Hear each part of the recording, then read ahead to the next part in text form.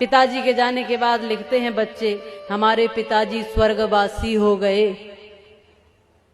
अब ये तो पिताजी से पूछना पड़ेगा कि स्वर्ग गए कि नहीं।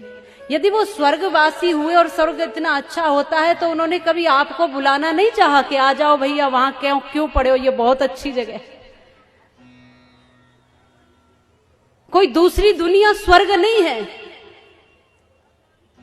जिन परिवारों में माँ बाप दुखी और आंसुओं से रो रहे हो वो घर ही नर्क है, और जिसमें माता पिता की सेवा होती हो, बच्चे संस्कारी हो, वो घर ही स्वर्ग है। और कोई दूसरी दुनिया स्वर्ग की नहीं है। आकाश में नहीं है स्वर्गों की कोई दुनिया, बेकार के भ्रमों में भटकी हुई है दुनिया। है स्वर्ग तो वहीं पर जहां मधुर मीठी वाणी, उस घर कभी न आए कोई भी परेशानी, जिस घर में एक दूजे की बात जाए माने। एक दूसरे को समझकर जहां लोग रहते हैं वो घर स्वर्ग होता है। और एक व्यक्ति भी अगर विपरीत विचारधारा का होता है तो रामायण उसका भी उदाहरण देती है कि क्या होता है। प्रत्येक व्यक्ति की, छोटे या बड़े, प्रत्येक व्यक्ति की उतनी ही जिम्मेदारी और उतना ही कर्तव्य है।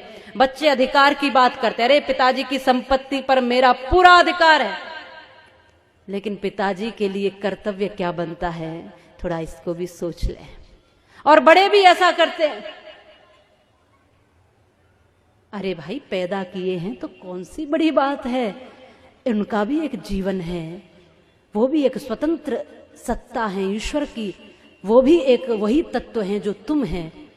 इसलिए छोटा हो ये सोच करके उसको छोटा नहीं समझना है। प्रत्येक व्यक्ति ईश्वर का अंश है। हो सकता है कि बड़े लोग कुछ दिन पहले इस दुनिया में आ गए हैं, बच्चे थोड़े दिन बाद इस दुनिया में आए हैं, बस उतना ही तो अंतर है, समय का अंतर है बस।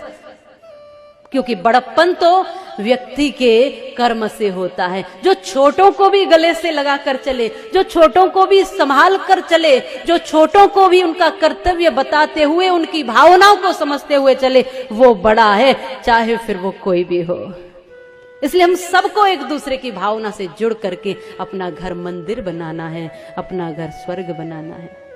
वो एक गीत गाती थी पहले, घर में महिलाएं माताएं गाती थी कि घर को ही मंदिर बनाऊंगी, कहीं बाहर न जाऊंगी। शायद आप भी गाते हो, पहले हमने सुना था कि सास अपनी को कौशल्या बनाऊंगी, ससुर जी को दशरथ बनाऊंगी, पति को मैं राम बनाऊंगी, कहीं बाहर न जाऊंगी। मैंने ऐसे कुछ शब्द गाती थी कि मैं घर को ही मंदिर बनाऊंगी, घर ही तीर्थ बन जाएगा। जब मैं देखूंगी तो दशरथ और कौशल्या के रूप में देखूंगी सास ससुर को, पति को देखूंगी तो राम के रूप में देखूंगी, और यदि मैं खुद पार्वती बनी तो भोलेनाथ के रूप में देखूंगी, और मेरा तीर्थ, मेरा मंदिर, मेरा घर ही हो जाएगा।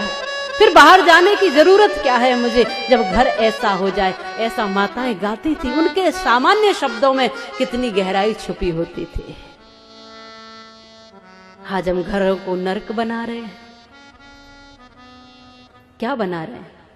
घरों को नर्क बना रहे हैं, स्वर्ग नहीं बना रहे। ये सोचना आपका काम है।